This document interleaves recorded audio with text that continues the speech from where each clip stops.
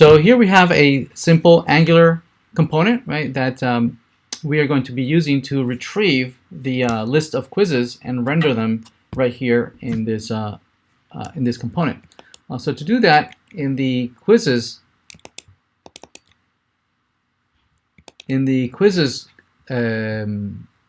component, right? If we go to the quizzes component, we're going to retrieve an array of quizzes. So we might declare here that list of quizzes right here is an array, and a good place to fetch all this information for the quizzes would be to right here in the ng on init, right? This is a function that gets called right when the component gets mounted, and it's a good opportunity to change the state of the component.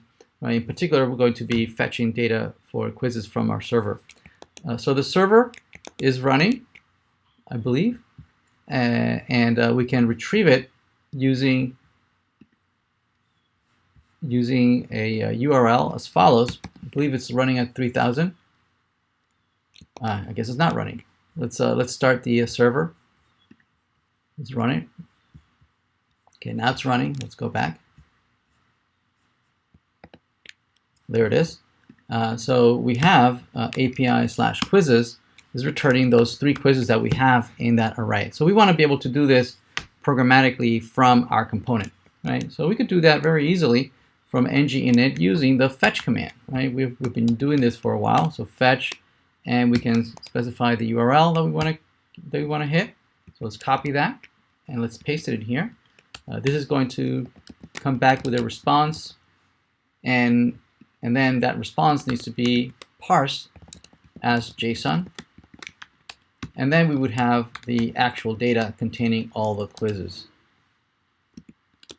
Right, so we're going to assign the quizzes here, quizzes equal quizzes. There we go.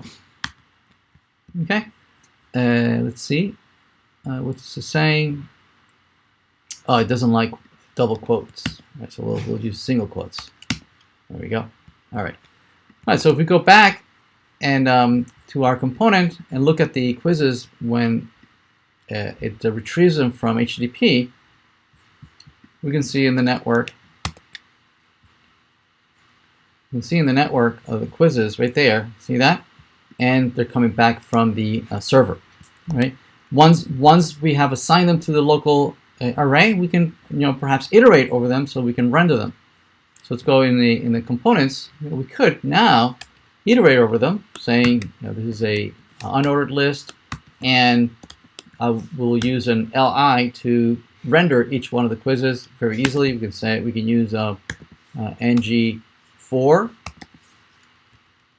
and then we're going to iterate over all the quizzes. Right, and as we iterate, we're going to render the quiz title.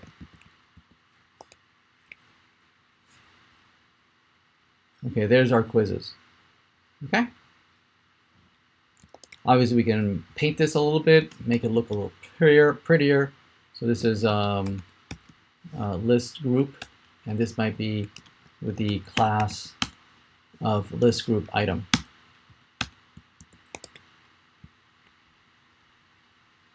Okay, there we go. So it looks a little more prettier. Okay. So anyway, so this you should already be familiar with.